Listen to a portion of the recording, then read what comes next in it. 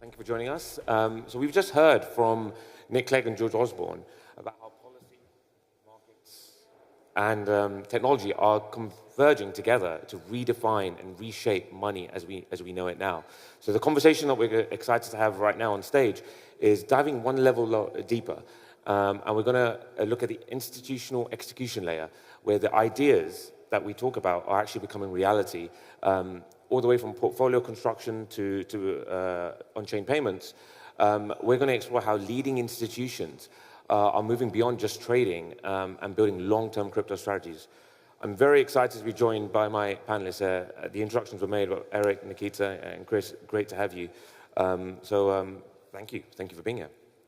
So, Eric, I want to start with you. If we could just set the stage a bit. CBAM was built to provide institutions transparent access into digital assets. But a lot has changed. So what's driving institutional demand that you're seeing? And how has the perception of digital assets and crypto changed from just a nice to have and a hedge for the allocation to actually being a core part of their mandate? Yeah, great. Hey, everyone. A lot has changed. We entered the market in 2020, and the ability for institutions to access this space was pretty limited at that stage. Now, obviously, we have ETFs, and I think a lot of the institutions who've just wanted some, and it's generally a trace amount of digital assets, are going through that channel. The demand that we're seeing now is for people who actually hold the assets and are looking to generate some type of incremental yield. That's really what we're seeing. I'd say that most institutions are hesitant to engage with a lot of the smaller assets. So altcoins is just not something that institutions are really ready to do at this stage. What I try to do, and really what I've done throughout my time in digital is help educate. So I'd say 30% of every meeting that I'm in is probably dedicated to what's happening in the world and macro, et cetera. And then much of it is around digital infrastructure. So what I encourage everyone who's engaging in this space to think about is not so much whether Bitcoin's going to go up or down, but how to think about this transformation where digital replaces incumbent financial infrastructure. And when you think about these technologies and some of these coins as infrastructure, it starts getting exciting for large clients. The biggest, by the way, the biggest example of an infrastructure play is, and this is self-serving obviously, but it's Coinbase. But you see with Circle stock, for instance, you see these investable opportunities to be involved in infrastructure are extremely highly priced, and that's because that's what institutions are really excited about, as opposed to Bitcoin going up or down. That makes sense. And Nikita, just shifting gears to you. So Fasanara Digital stems from a real thoroughbred investment manager that operated in traditional markets. So when did crypto become something for the Fasanara topco to start exploring? And how does that fit into the cross-asset portfolio that you have? Sure. So Fasanara originally is a credit specialist, and in 2018, I approached Fasanara to venture into crypto trading and specifically pursue market-neutral strategies that would utilize technology, research to provide liquidity and harness the inefficiencies. And so since then, we launched a fund and scaled it up to be one of the largest in the space. And broadly, Fasanara's thesis and approach to markets is to always try to be on the frontier and try to provide liquidity, try to evaluate thoroughly the risk profile of all of the opportunities, and do the best job we can in constructing a diversified, robust portfolio. This year, actually, we started our latest venture, which is trying to package different strategies together. And actually, if you think about it, the market-neutral fund that we've been running for the past 6 years is quite similar to credit. So we have all sorts of exchanges. They all present all sorts of opportunities. They also have all sorts of risks. Some of them are similar. Some of them a bit subtle and different.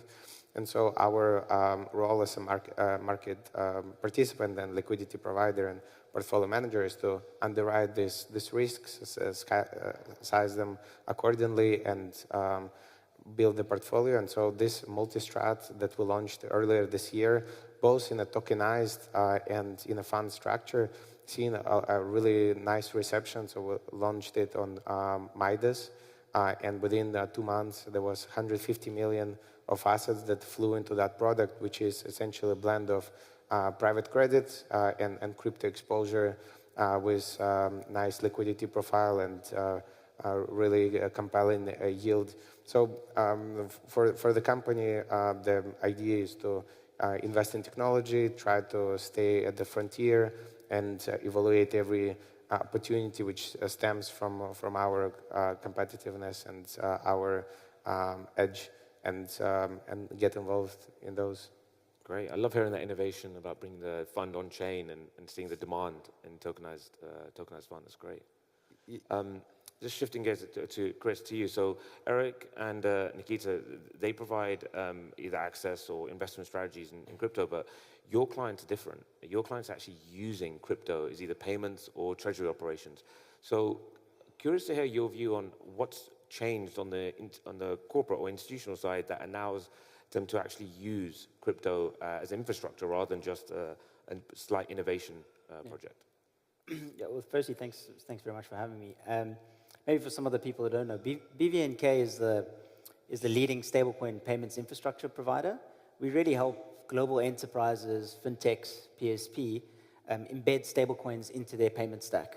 This is to enable multiple different use cases, but always slightly different to the trading and investment use cases, but really around payments.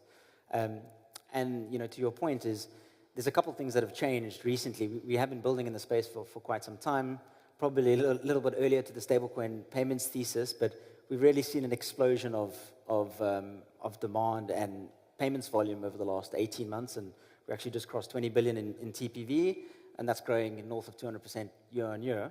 And really, it's three things that kind of came together. One was end user adoption of stablecoins as a means of payment or a payment method.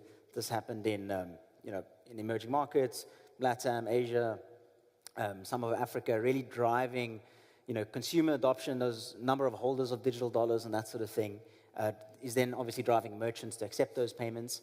The second thing was really liquidity. So we obviously have some liquidity providers here on stage, but having enough liquidity to do global payments at scale for some of the largest enterprises in the world, for some of these large PSPs who, some of them do over, WorldPay as a customer, do over $1 trillion in payment volume. So you really did need the liquidity profile to get there in the market to be able to do these payments at scale.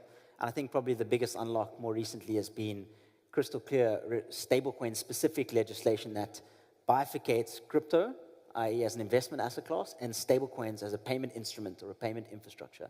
And that's obviously, we've seen that with the Genius Act. So a combination of those factors has really driven large, innovative, global, tier one enterprises, think large marketplaces, tech companies, other big payment companies, to really look at stablecoins and say, hey, this is payments infrastructure we can add to our payment stack.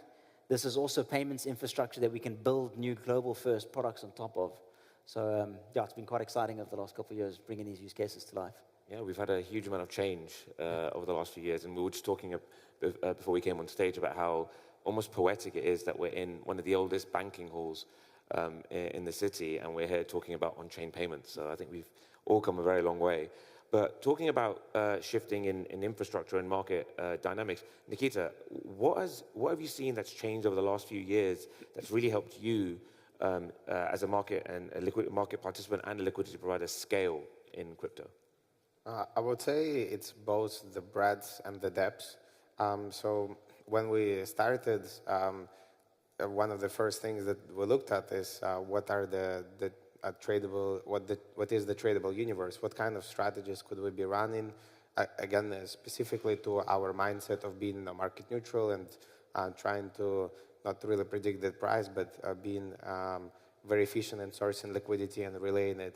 And just to make a striking comparison between 6 years ago and now, you have vastly more different exchanges that are actually operating at a massive scale, and so they are focused on local markets.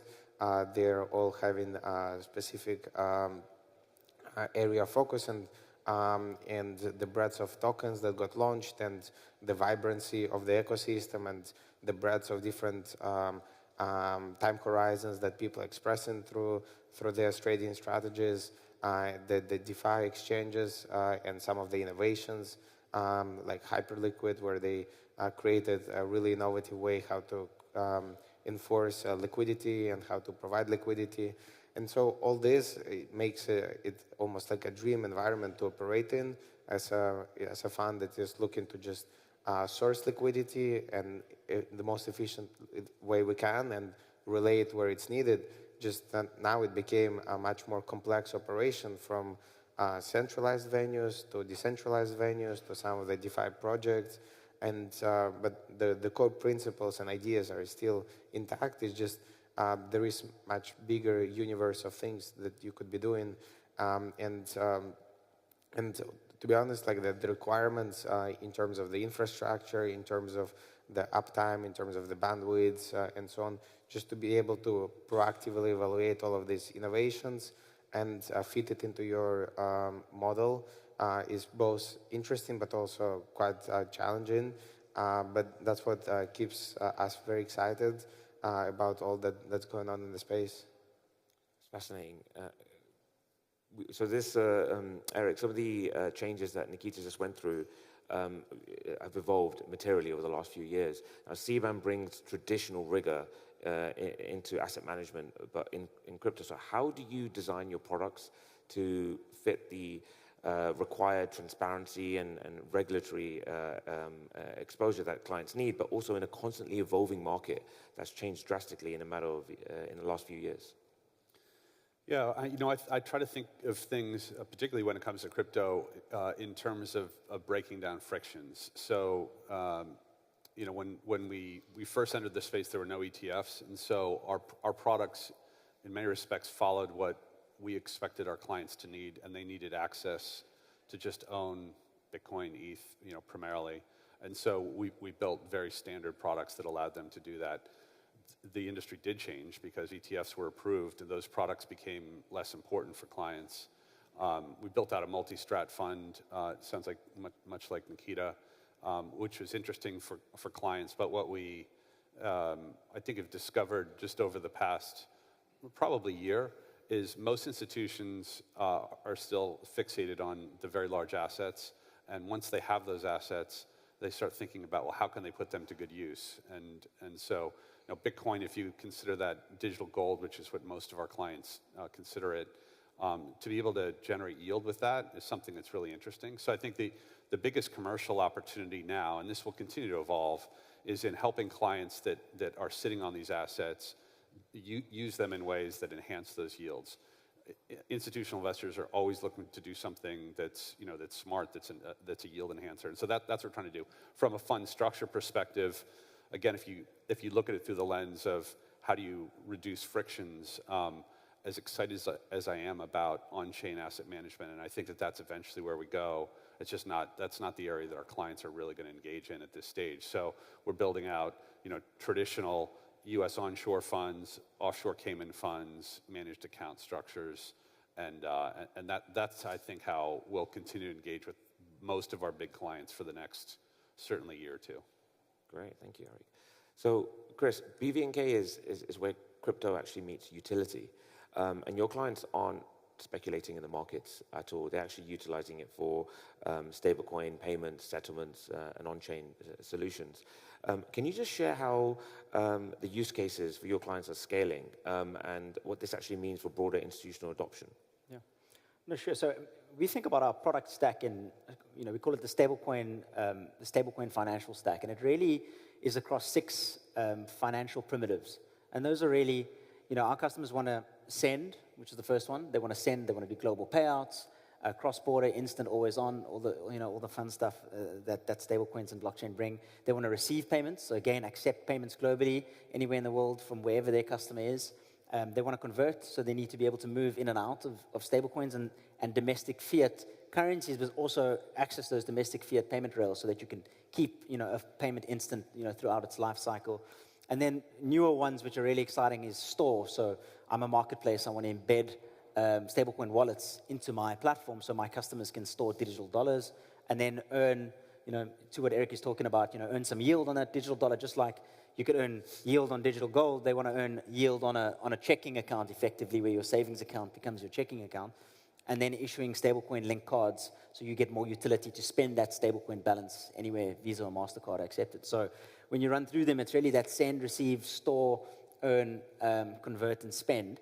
And our customers are, that 20 billion of TPV that we do today is a mixture of those. So, about 8 billion of that is send volume. So that's, companies like Deal, the global payroll platform. They're paying salaries in 80 markets around the world in digital dollars. We have very large retail trading platforms who allow their users to top up in stablecoin, which is the receive use case. So anytime a payment moves cross-border, and a payment needs to move instantly 24/7, stablecoins infrastructure really does shine, or stablecoin payments infrastructure. And the one exciting thing, I think that's probably sometimes overlooked is stablecoins running on top of blockchains. And if you think of that as the payments infrastructure, it's the first global payments infrastructure that can do a $1 micro payment and pay the same fee, or settle $1 billion of interbank on the same technology. Even in the US, you'll go to the US, you'll use an ACH, which is the domestic rail there. It's more for consumer payments. You'd use FedWire for more institutional. But now you finally have this always-on global, digital dollars, accessible anywhere, all running on this kind of one infrastructure, which is a real true innovation in payments infrastructure more broadly. Yes, I think the removal of friction and the ability to scale really shows that how you're using, helping clients use crypto on purpose rather than just in principle as a box-ticking exercise. Yeah. So they're actually utilizing it very much. I'd love to explore from a asset management and a trading perspective how you think, or how you describe and help your clients to use crypto on purpose rather than just a nice to have.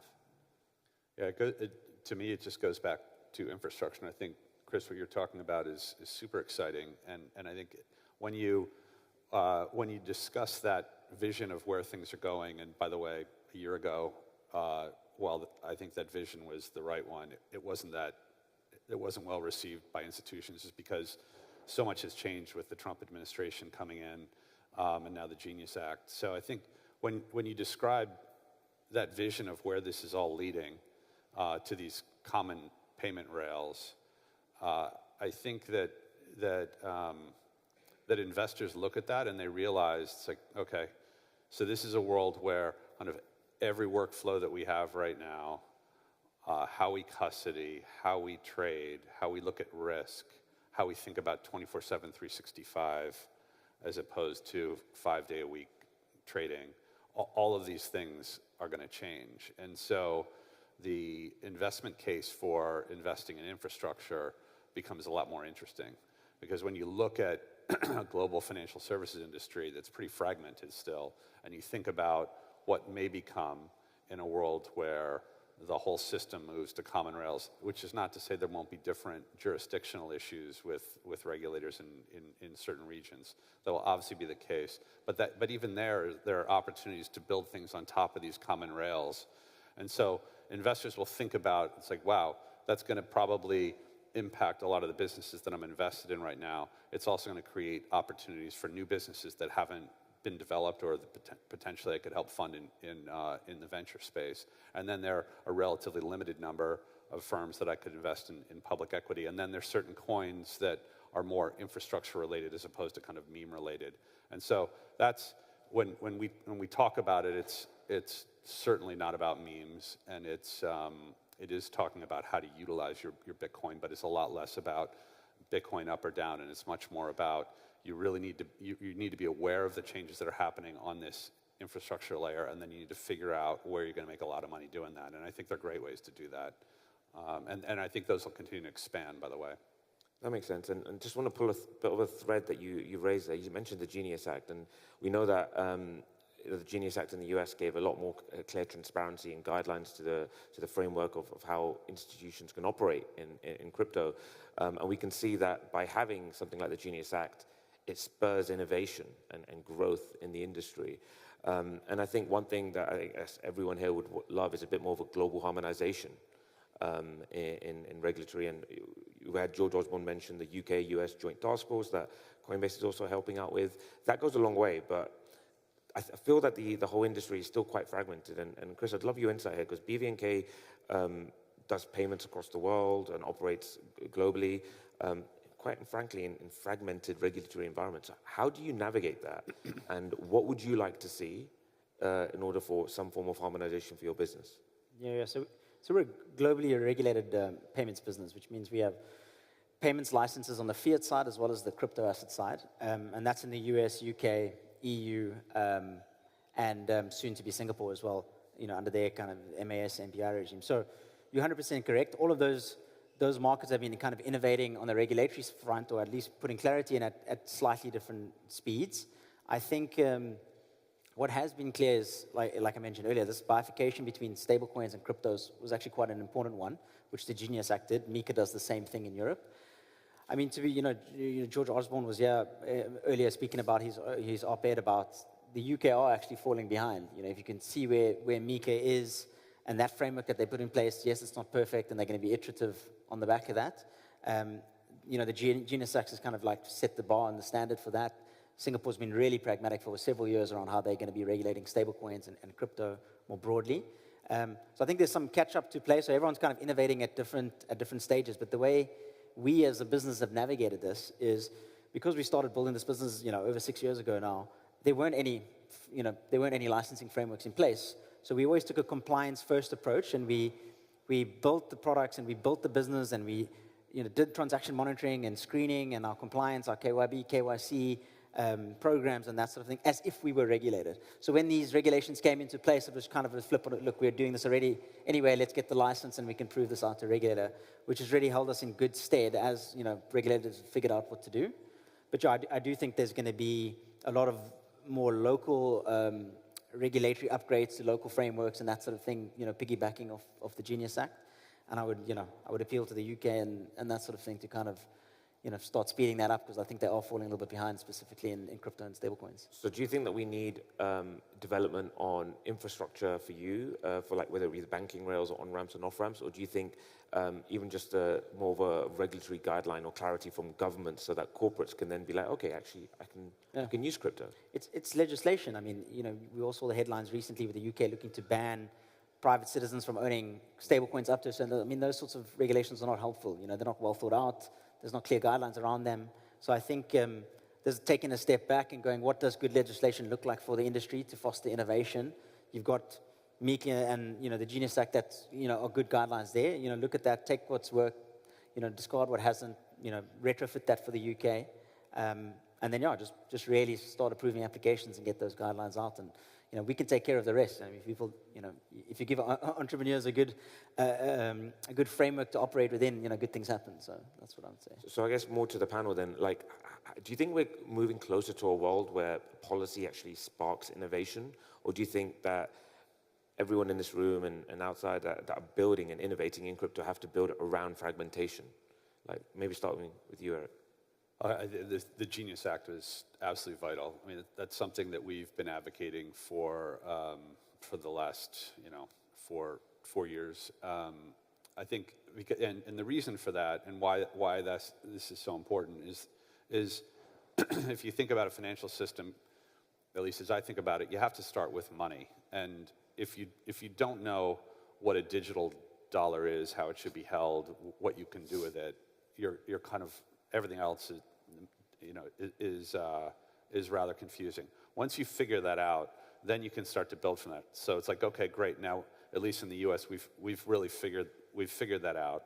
And now you have to say things like, for instance, well, you have a digital dollar, trades 24/7, 365.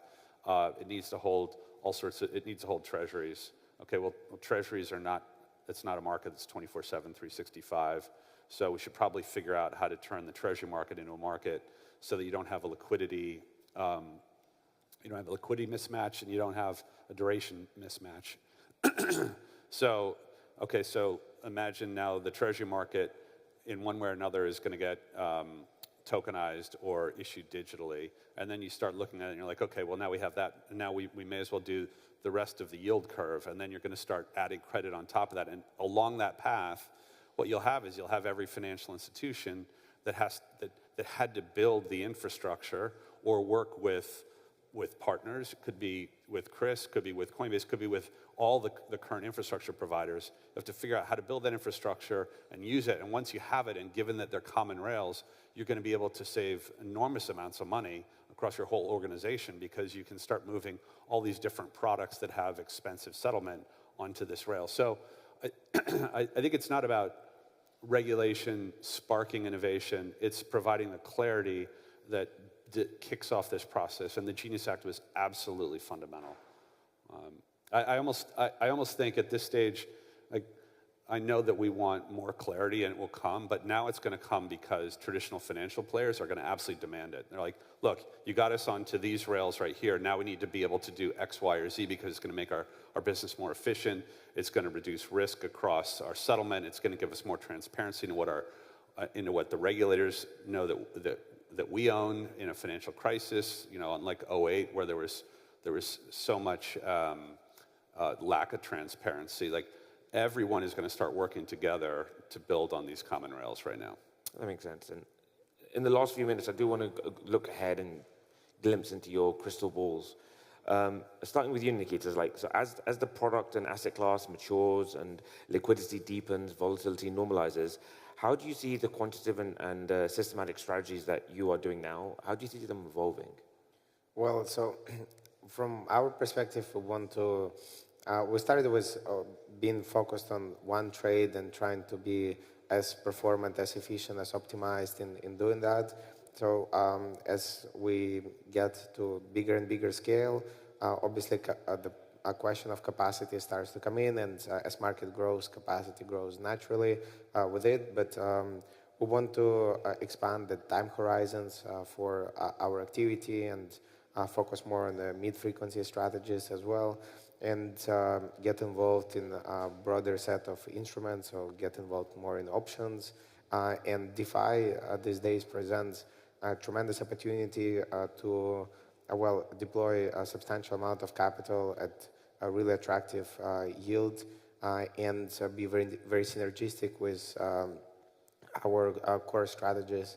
So our goal is to be an institutional steward of capital, and really try to be, like, again, on the frontier of the market, get involved in the new emerging solutions, new emerging liquidity demanding projects, and really be a value add to the industry. So providing some of the liquidity for the secondaries of some of the tokens that are this segment of the market has been growing rather rapidly, and presents all sorts of new interesting opportunities.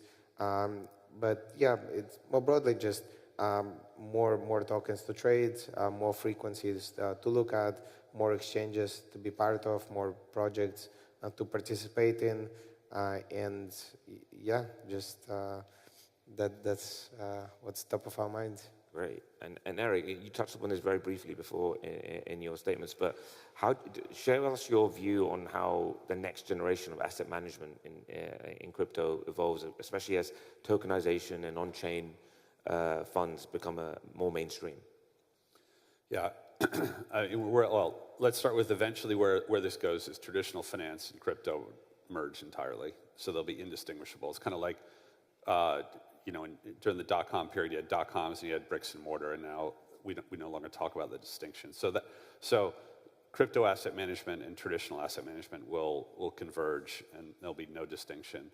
On that path, I think we'll start to see, as I mentioned, we have very traditional products and traditional wrappers, because that's how our institutional clients need to work with us. I think you'll start seeing on-chain asset management, and as more traditional assets move into tokenized form, it will enable all sorts of really great things to happen in asset management, where you can have much more customizable portfolios at much lower cost. So historically, we've worked with large institutions who, for whom we can't really do anything customized unless it's at least $100 million. I think those numbers are going to just collapse with tokenization across broad ranges of assets, and you'll start seeing robo-advisors, I think, for retail that allow them to get access to really well-balanced and well-managed portfolios by excellent asset managers who, because of